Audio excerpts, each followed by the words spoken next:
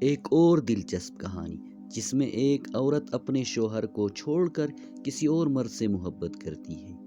وہ آدمی کہتا ہے کہ اگر آپ محبت میں سچے ہیں تو اپنے شوہر کے سامنے مجھ سے مل کے دکھا دیجیے۔ عورت اس کی یہ چیلنج پوری کرتی ہے اور اپنے شوہر کے سامنے اس سے مل کے دکھاتی ہے۔ اس سے ملنے کے لیے اپنے شوہر کو کیسے دھوکہ دیتی ہے، کیا کیا ہیلا بناتی ہے، سب کچھ اس ویڈیو میں آپ کو دیکھنے کو ملے گا۔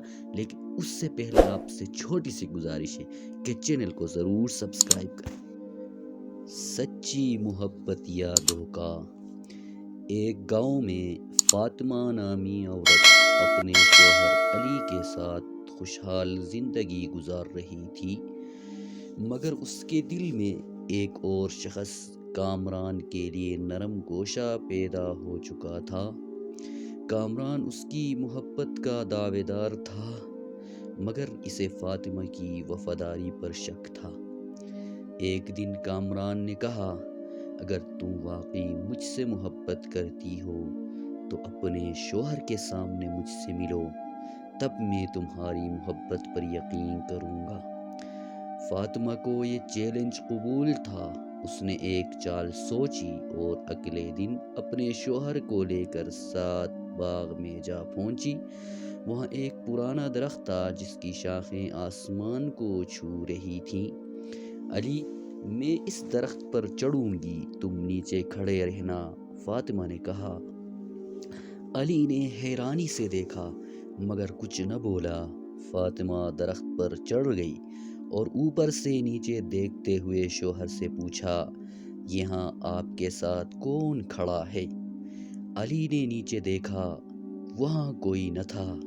وہ بولا، یہاں کوئی نہیں ہے، تمہیں وہم ہو رہا ہے۔ فاطمہ نے سر ہلایا جیسے بات سمجھ آ گئی ہو۔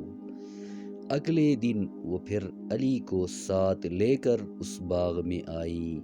اس بار اس نے علی سے کہا، آج تم درخت پہ چڑھو اور میں نیچے کھڑی رہوں گی۔ علی درخت پر چڑھ گیا۔ جیسے ہی وہ اوپر پہنچا، فاطمہ نے نیچے کھڑے کامران سے ملاقات شروع کر دی۔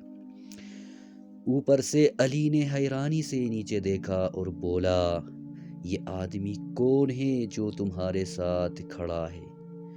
فاطمہ نے ایک نظر کامران پر ڈالی اور مسکرا کر کہا، یہاں کوئی نہیں ہے، تمہیں وہم ہو رہا ہے، میرے ساتھ یہاں پہ کوئی بھی کھڑا نہیں ہے۔ علی حیرت سے بولا، مگر میں اپنی آنکھوں سے دیکھ رہا ہوں کہ ایک شخص آپ کے ساتھ کھڑا ہے اور پیار کر رہا ہے۔ فاطمہ نے آہستہ سے کہا، ہو سکتا ہے یہاں کسی جن کا اثر ہو، کل مجھے بھی ایسا ہی لگا تھا۔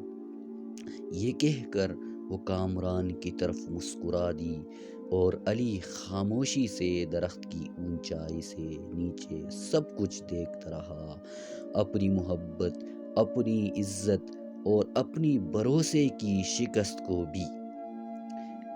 اس کہانی سے یہ سبق ملتا ہے کہ عورت کی ہر بات پر بھروسہ نہیں کرنا چاہیے۔